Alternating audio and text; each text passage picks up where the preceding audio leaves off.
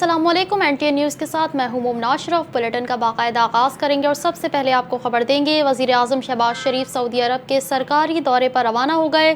وزیر اعظم شہباز شریف سعودی ولی عہد محمد بن سلمان کی دعوت پر سعودی عرب کا دورہ کر رہے ہیں۔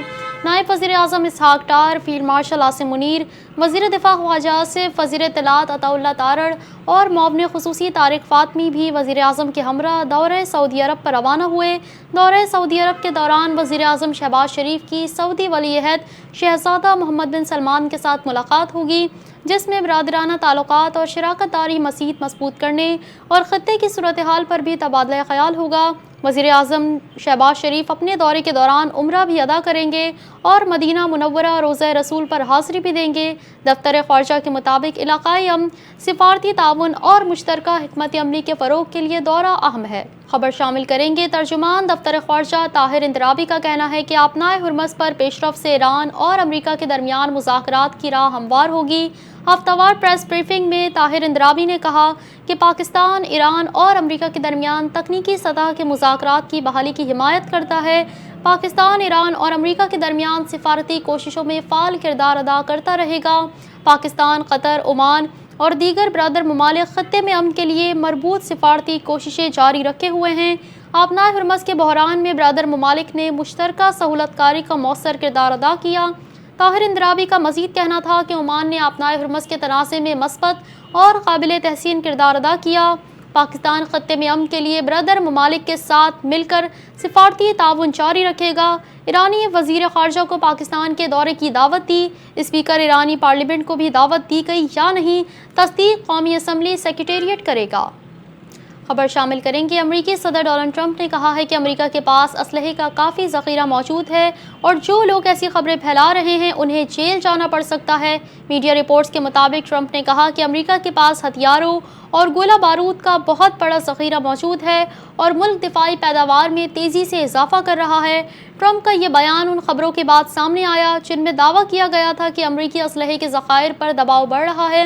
ٹرمپ نے ان رپورٹس کو مسترد کرتے ہوئے کہا کہ حساس معلومات افشا کرنے یا اس بارے میں گمراہ کن خبریں پھیلانے والوں کے خلاف کارروائی کی جائے گی، اور انہوں نے خبردار کیا کہ اگر کسی نے خفیہ معلومات لیک کی تو اسے جیل کا سامنا کرنا پڑ سکتا ہے۔ دوسری جانب پاس میڈیا رپورٹس اور دفاعی تجزیہ کاروں نے حالیہ مہینوں میں خدشات ظاہر کیے کہ طویل فوجی کارروائیوں کے باعث بعض جدید ہتھیاروں کے ذخائر پر دباؤ پڑا، اگرچہ ٹرمپ انتظامیہ اس تاثر کو مسترد کرتی رہی۔ خبر دیں گے آپ کو۔ امریکی صدر JD وینس نے کہا ہے کہ امریکہ ایران کے ساتھ جاری تنازع کے خاتمے کے لیے فوجی، معاشی اور سفارتی تمام ذرائع استعمال کرے گا، جبکہ واشنگٹن کی اولین ترجیح یہ ہے کہ ایران کبھی بھی جوہری ہتھیار حاصل نہ کر سکے۔ فاکس نیوز کو دیے گئے ایک انٹرویو میں JD وینس نے ایران کے ساتھ مذاکرات میں پیش آنے والی مشکلات پر بات کرتے ہوئے کہا کہ ایران کے ساتھ بات چیت آسان نہیں، کیونکہ وہاں کا نظام مختلف دھڑوں میں تقسیم ہے۔ انہوں نے کہا کہ ایرانی نظام میں ایک طبقہ ایسا ہے جو جنگ کا خاتمہ چاہتا ہے، جبکہ دوسرا گروہ ایسا بھی موجود ہے جو جنگ جاری رکھنے کا خواہاں ہے۔ ان کے بقول امریکہ کی ذمہ داری ہے کہ ان حالات میں درست حکمت عملی اختیار کرتے ہوئے اپنے مفادات کے مطابق بہترین نتیجہ حاصل کریں۔ JD وینس نے امید ظاہر کی کہ بالآخر تنازع کا کوئی نہ کوئی حل نکل آئے گا، تاہم انہوں نے اعتراف کیا کہ یہ عمل آسان نہیں ہوگا اور اس میں وقت لگ سکتا ہے۔ انہوں نے کہا کہ اگر مذاکرات کامیاب ہوتے ہیں تو عالمی منڈی میں تیل کی قیمتوں میں کمی آئے گی اور یہ کمی برقرار بھی رہ سکتی ہے، جس سے عالمی معیشت کو بھی فائدہ پہنچے گا۔ خبروں کا سلسلہ آگے بڑھائیں گے اور اب آپ کو بتائیں گے ایران کے صدر مسعود پزشکیان نے کہا ہے کہ ایران غزہ پر جاری مذاکرات میں حماس کے ساتھ کھڑا ہوگا۔ حماس پولیٹیکل بیورو کے سربراہ خلیل الحیہ سے فون پہ بات کرتے ہوئے ایرانی صدر مسعود پزشکیان نے کہا کہ ایران مذاکراتی عمل کے دوران فلسطینی رہنماؤں کی جانب سے کیے جانے والے ہر اقدام اور ہر فیصلے کی حمایت کرے گا۔ اس کے علاوہ ایران کے صدر مسعود پزشکیان نے سرکاری ٹی وی پر بدھ کو نشر ہونے والے ایک انٹرویو میں کہا کہ ملک کے سپریم لیڈر مجتبیٰ خامنائی سے رابطہ اور ملاقات فی الحال انتہائی مشکل ہے۔ واضح رہے کہ امریکہ کے صدر ڈونلڈ ٹرمپ نے پچھلے ہفتے کہا تھا کہ حماس نے امن بورڈ کے علاوہ مصر، قطر اور ترکیے کے ساتھ مذاکرات کے بعد ہتھیار ڈالنے پر رضامندی ظاہر کی ہے۔ دوسری جانب ایران کے نائب وزیر خارجہ قاسم غریب آبادی نے کہا ہے کہ آبنائے ہرمز پر ایران عمان نئے انتظام کی مفاہمت آخری مرحلے کے قریب ہے۔ امریکہ سے اشارے ملے ہیں کہ وہ وعدوں پر پھر سے عمل کے لیے تیار ہے۔ ایرانی میڈیا کے مطابق ایران کے نائب وزیر خارجہ قاسم غریب آبادی نے اپنے بیان میں کہا کہ آبنائے ہرمز پر ایران عمان نئے انتظام کی مفاہمت آخری مرحلے کے قریب ہے۔ جہازوں سے ٹرانزٹ فیس کا معاملہ ایرانی قیادت کے فیصلوں اور امریکی رویے پر منحصر ہوگا۔ انہوں نے کہا کہ ایران عمان مفاہمت کا مطلب یہ نہیں کہ آبنائے ہرمز مکمل کھولی جائے گی۔ نیا ماڈل پچھلے 60 برسوں سے جاری انتظام سے مختلف ہوگا۔ جہازوں کے راستے کا قابل ذکر حصہ ایرانی پانیوں سے گزرے گا۔ ایران کے نائب وزیر خارجہ قاسم غریب آبادی نے کہا کہ امریکہ سے اشارے ملے ہیں کہ وہ وعدوں پر پھر سے عمل کے لیے تیار ہے۔ رپورٹ کے مطابق ایران عمان ڈیل کے بعد امریکہ ایران ڈیل آئندہ چند روز میں طے پا سکتی ہے۔ دوسری جانب چین نے امریکہ کی جانب سے تجارتی پابندیوں کے رد عمل میں واشنگٹن کے خلاف جوابی اقدامات کا اعلان کر دیا۔ امریکی میڈیا کے مطابق چین نے امریکی ڈرونز کی برآمدات اور پرزوں پر پابندیاں عائد کی۔ چین کے جوابی اقدامات میں 6 امریکی کمپنیوں کو بلیک لسٹ کرنا بھی شامل ہے۔ چینی وزارت تجارت کا کہنا ہے کہ امریکی اقدامات چین کے جائز حقوق اور مفادات کو شدید نقصان پہنچاتے ہیں۔ یہ کمپنیاں غیر قانونی امریکی پابندیوں میں مدد اور حمایت کر رہی تھی۔ ملکی مفادات کے مد نظر جوابی قدم اٹھایا ہے۔ چین نے امریکہ پر پابندیاں ایسے وقت میں لگائی جب چینی صدر آئندہ ماہ امریکہ کا دورہ کر رہے ہیں۔ خبر شامل کریں گے اقوام متحدہ میں پاکستان کے مستقل مندوب عاصم افتخار احمد نے خطاب کرتے ہوئے کہا کہ 5 اگست 2019 کے اقدامات کے بعد کشمیری عوام کو جبر کی نئی لہر کا سامنا کرنا پڑا۔ 9 لاکھ سے زائد بھارتی فوج کے کشمیری عوام پر مظالم ریاستی دہشت گردی کی بدترین مثال ہیں۔ عالمی امن و سلامتی کو دہشت گردی سے لاحق خطرات پر سلامتی کونسل کے اجلاس میں پاکستان کی اقوام متحدہ میں مستقل مندوب عاصم افتخار نے خطاب کرتے ہوئے کہا کہ جامع عالمی رد عمل میں دہشت گردی کی تمام صورتوں کا مؤثر تدارک ضروری ہے۔ غیر ملکی قبضے کی صورت میں سامنے آنے والی ریاستی دہشت گردی بھی شامل ہے۔ عاصم افتخار نے کہا کہ 7 برس قبل مقبوضہ کشمیر میں غیر قانونی اور یک طرفہ اقدامات کیے گئے۔ کشمیری عوام 7 دہائیوں سے حق خود ارادیت سے محرومی کا سامنا کر رہے ہیں۔ 5 اگست 2019 کے اقدامات کے بعد کشمیری عوام کو جبر کی نئی لہر کا سامنا کرنا پڑا۔ 9 لاکھ سے زائد بھارتی فوج کے کشمیری عوام پر مظالم ریاستی دہشت گردی کی بدترین مثال ہیں۔ خبر دیں گے آپ کو آرمی چیف اور chief of defence forces field marshal Syed Asim Munir سے صومالیہ کے وزیر دفاع کی GHQ میں ملاقات ہوئی۔ ملاقات میں باہمی دلچسپی، علاقائی سیکیورٹی صورتحال اور دفاعی تعاون کے فروغ پر تفصیلی تبادلہ خیال کیا گیا۔ پاکستان اور صومالیہ نے دفاعی اور سیکیورٹی تعاون اور فوجی روابط مزید مضبوط بنانے پر اتفاق کیا۔ دونوں ممالک نے مشترکہ سیکیورٹی چیلنجز سے نمٹنے کے لیے استعداد کار بڑھانے کی اہمیت پر زور دیا۔ صومالیہ کے وزیر دفاع نے علاقائی امن و استحکام کے لیے پاکستان کی مسلسل حمایت اور پاک فوج کے کردار کو سراہا۔ فیلڈ مارشل سید عاصم منیر نے صومالیہ کے سیکیورٹی اداروں کی استعداد بڑھانے میں پاکستان کے تعاون کے عزم کا اعادہ کیا۔ فیلڈ مارشل سید عاصم منیر کا کہنا تھا کہ پاکستان صومالیہ میں پائیدار امن اور استحکام کے لیے ہر ممکن تعاون جاری رکھے گا۔ ملاقات میں پاکستان اور صومالیہ کے درمیان دفاعی تعلقات کو مزید وسعت دینے کے عزم کا اظہار کیا گیا۔ برٹن کا سلسلہ مزید کچھ آگے بڑھائیں گے اور اب آپ کو بتائیں گے اعلیٰ سطحی سفارتی وفد کا NDMA ہیڈ کوارٹرز اسلام آباد میں نیشنل ایمرجنسیز آپریشن سینٹر کا دورہ ہوا۔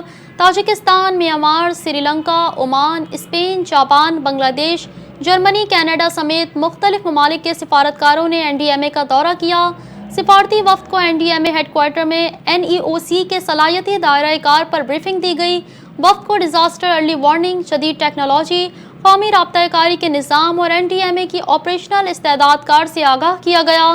سفارتی وفد نے NDMA کی جدید ڈیزاسٹر مینجمنٹ صلاحیتوں، بروقت تیاری اور عالمی معیار کے ایمرجنسی رسپانس نظام کو سراہا۔ پاکستان اور شریک ممالک نے موسمیاتی تبدیلی، قدرتی آفات سے نمٹنے، ادارہ جاتی تعاون اور ڈیزاسٹر رسپانس کے شعبوں میں تعاون مزید مضبوط بنانے کے عزم کا اظہار کیا۔ خبر شامل کریں گے وزیر اعظم شہباز شریف نے ڈسکوز کی نجکاری میں سرمایہ کاری کی شمولیت کے لیے مؤثر حکمت عملی اختیار کرنے کی ہدایت کر دی۔ ڈسکوز کی نجکاری اور پرائیویٹائزیشن کمپنی کی اصلاحاتی تنظیم پر 9 پر جائزہ اجلاس میں وزیر اعظم شہباز شریف نے کہا کہ نجکاری کے عمل میں صارفین کے مفاد کو ترجیح دی جائے۔ وزیر اعظم نے کہا کہ ڈسکوز کی نجکاری کے تمام مراحل مقررہ مدت میں منافع بخش انداز میں مکمل کیے جائیں۔ نجکاری کمیشن میں جاری ادارہ جاتی اصلاحات اور تنظیم نو 1 ماہ میں مکمل کی جائے۔ وزیر اعظم نے ہدایت کی کہ نجکاری کمیشن میں عالمی معیار کے مالیاتی، قانونی اور IT ماہرین شامل کیے جائیں۔ نجکاری میں بہترین پیشہ ورانہ استعداد کے حامل کنسلٹنٹ کی تجاویز کو یقینی بنایا جائے۔ خبر دیں گے آپ کو، وفاقی وزیر داخلہ محسن نقوی سے چین اور ترکیہ میں تربیتی کورس مکمل کر کے واپس آنے والے اے ایس پیز کی ملاقات ہوئی ہے۔ جدید پولیسنگ، تفتیشی نظام اور پیشہ ورانہ تربیت سے متعلق امور پر تبادلہ خیال کیا گیا۔ وزیر داخلہ نے کہا کہ غیر ملکی تربیتی پروگرامز پولیس افسران کی مستقل تربیت کا حصہ بنیں گے۔ اسلام آباد میں چین کی طرز پر لا انفورسمنٹ انویسٹیگیشن سینٹر قائم ہوگا۔ جدید ٹیکنالوجی، سرویلنس سسٹمز اور ڈرون سے پولیسنگ مزید مؤثر بنائی جائے گی۔ وزیر اعلیٰ سندھ مراد علی شاہ نے کہا ہے کہ وزیر داخلہ محسن نقوی کے بیان کو زیادہ اہمیت نہیں دینی چاہیے۔ کراچی میں مائننگ ٹیکنیکل کانفرنس سے خطاب کے بعد میڈیا سے گفتگو کرتے ہوئے وزیر اعلیٰ سندھ کا کہنا تھا کہ صوبے بنانے کا طریقہ آئین میں درج ہے، سسٹم کو ناکام کہنے والا ایک بار تھر گھوم لے۔ مائننگ ٹیکنیکل کانفرنس سے خطاب میں وزیر اعلیٰ سندھ نے کہا کہ یہ کانفرنس پاکستان کی تاریخ کی پہلی اور سنگ میل تقریب ہے۔ کانفرنس میں انڈسٹری، اکیڈمی اور ٹیکنالوجی کے 3 اہم ستون یکجا ہوئے۔ کانفرنس کا مقصد بین الاقوامی بہترین طریقوں سے سیکھنا اور جدت لانا ہے۔ مراد علی شاہ نے مزید کہا کہ پاکستان بے پناہ معدنی دولت سے مالا مال ہے، مگر زیادہ صلاحیتیں تاحال ادھوری ہیں۔ معدنیات کے شعبے کی بہتری کے لیے سرمایہ کاری، ٹیکنالوجی اور بہتر پالیسی ماحول ناگزیر ہے۔ 2008 میں پبلک پرائیویٹ پارٹنرشپ کا جدید مائننگ فریم ورک متعارف کرایا۔ تھرکول میں اس وقت 2 بڑے بلاکس پیداوار دے رہے ہیں۔ تھر کے یہ دونوں بلاکس اس وقت تقریباً 2640 میگا واٹ بجلی پیدا کر رہے ہیں۔ تھرکول سے بجلی پیدا کرنے کی صلاحیت کو 3000 میگا واٹ تک بڑھائیں گے۔